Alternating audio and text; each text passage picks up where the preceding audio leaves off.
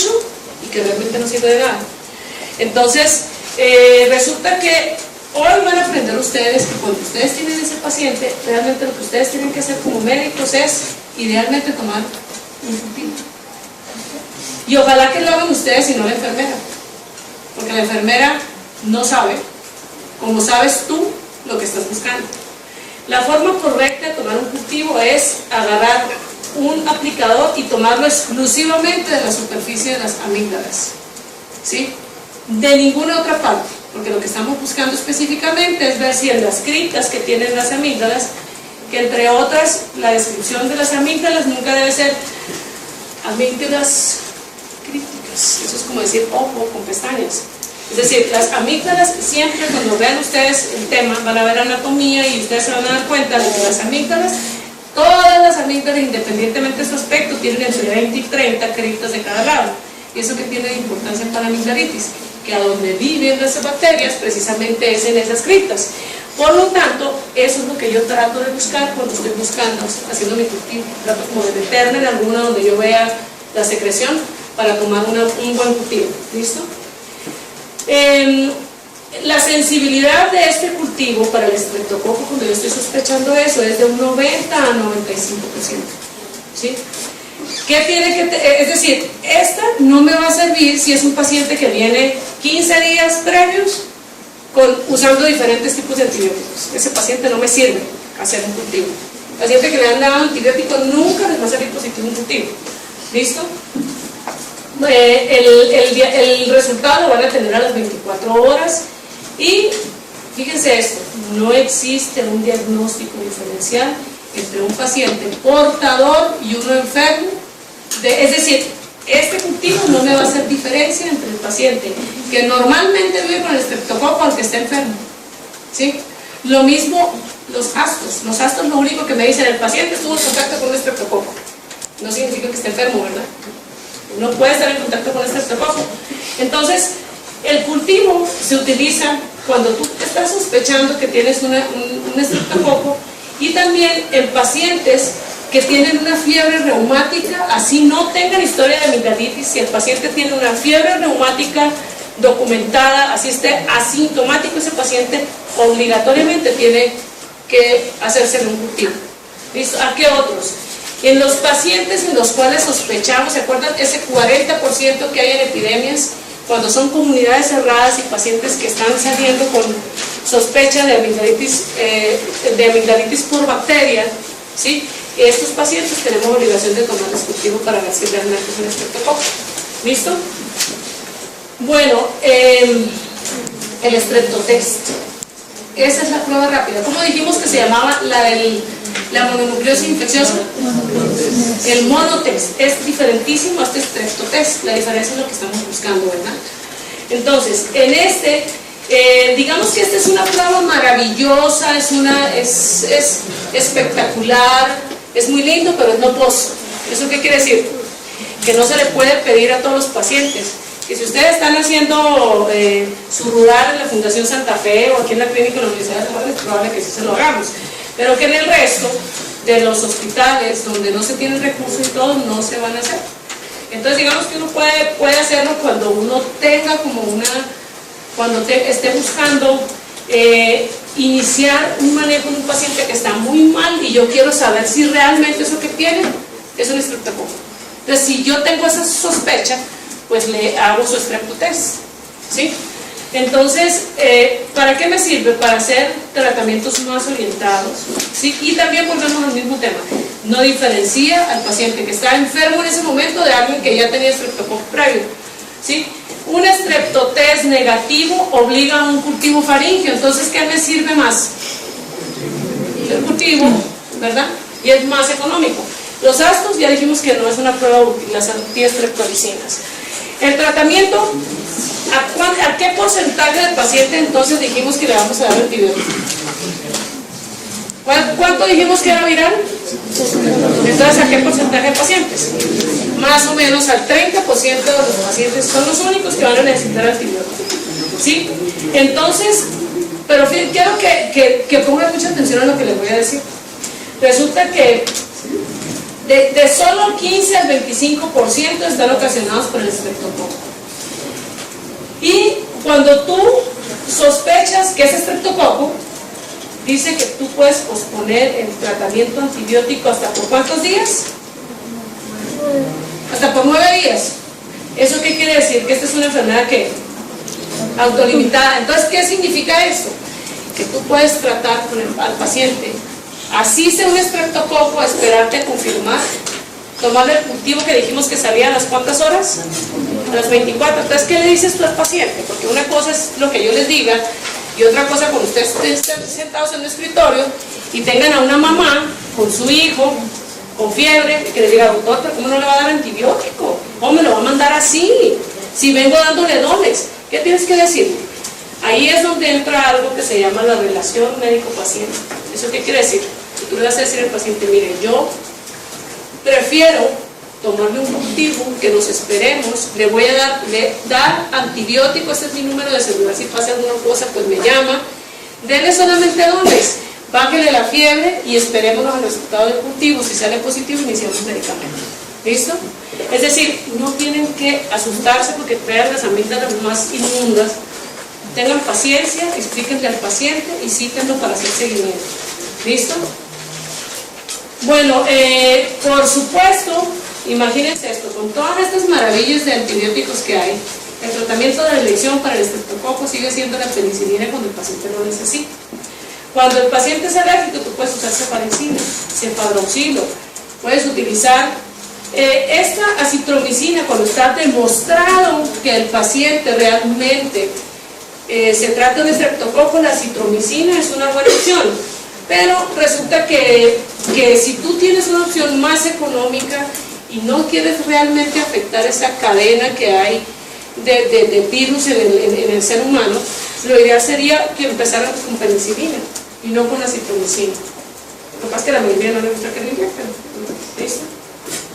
Pero si tú tienes forma y si no, pues los tratamientos de acitromicina son una muy buena opción cuando realmente tú sospechas.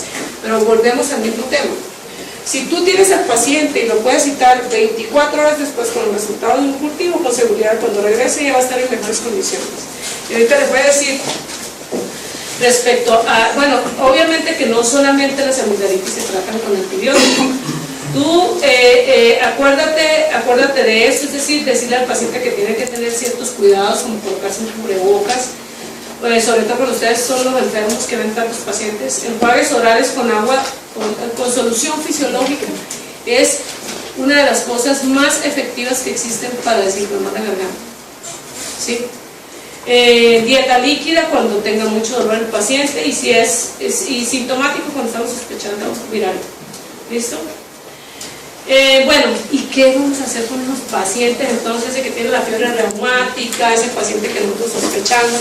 Bueno, estos son los lineamientos actuales para el manejo del estreptococo. Es decir, cuando nosotros tenemos un paciente que va y viene con un estreptococo en la garganta pero no está enfermo, a ese paciente, si no tiene una comunidad cerrada alrededor de él que está enfermo, no hay que hacerle nada, déjenle su estreptococo. O sea, que no tienen que andar matándolos, si el paciente no está enfermo, no hay nadie enfermo en su familia, ¿para qué le andan queriendo dar antibiótico? ¿Cuándo sí tenemos nosotros como médicos que intervenir? Cuando, volvemos al mismo cuento, tenemos historia familiar de fiebre reumática, cuando hay contagio familiar o cuando hay una comunidad cerrada. Y volvemos al mismo tema de que ustedes están trabajando en la Fundación Santa Fe.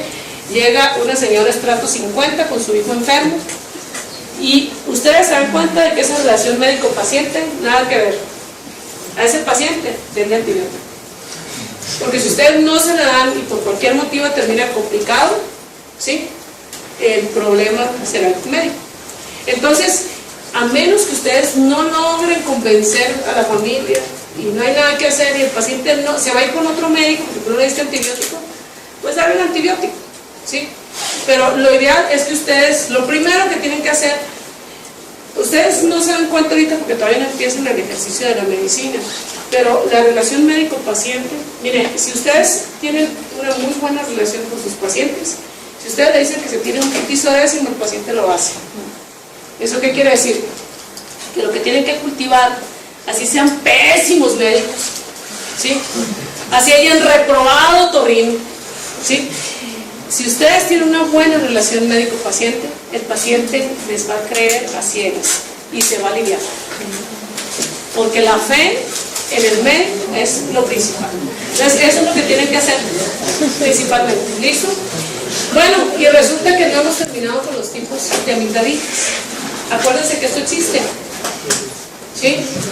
Y que por hábitos no tan buenos, ¿sí?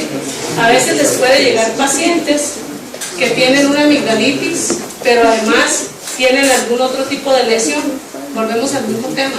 Muy de mal es un paciente que tenga una amigdalitis y además una lesión en un pene, ¿sí? O en la vagina.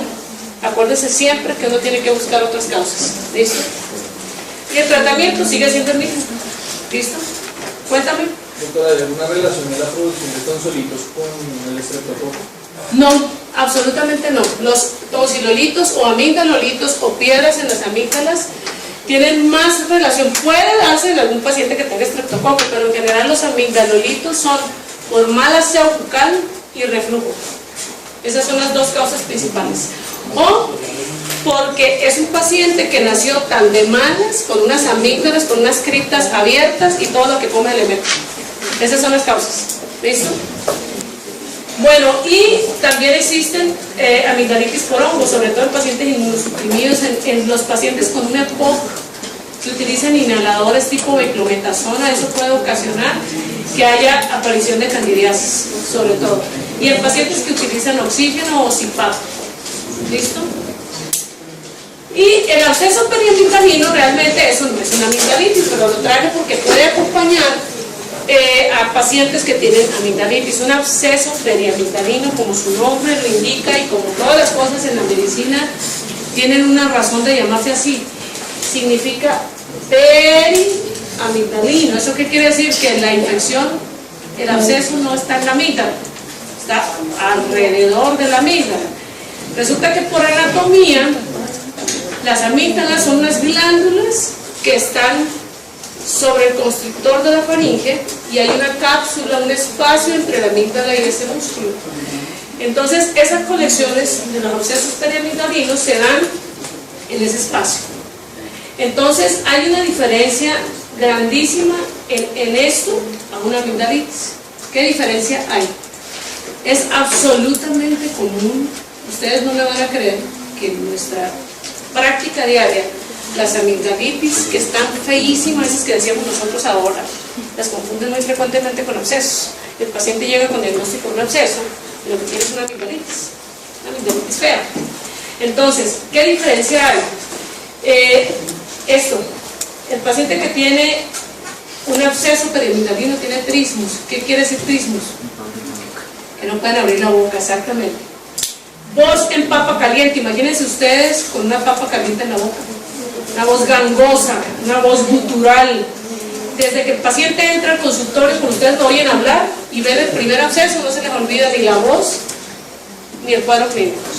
¿Sí? Esto es característica. Estas dos cosas son características que ningún paciente que tenga amigdalitis ni viral, ni bacteriana, ni por estreptococo tiene por qué tener ninguna de estas dos cosas. ¿Sí? Si lo presentan, sospeches un absceso periamigdalino. De todas las infecciones que dan en el cuello, que ya veremos ese capítulo, la más frecuente son los abscesos periamigdalinos. Los gérmenes, entre ellos el estreptococo, son los causales. Pueden dar hay estafilos, hemófilos, ¿sí? Y también anaerobios, gram negativos. El tratamiento será principalmente la punción y iniciar antibiótico. El tipo de antibióticos que se usan en estos pacientes son diferentes. Si nosotros estamos hablando de que probablemente hayan anaerobios involucrados, en esos pacientes es bueno utilizarles antibióticos como clindamicina desde que uno los ve.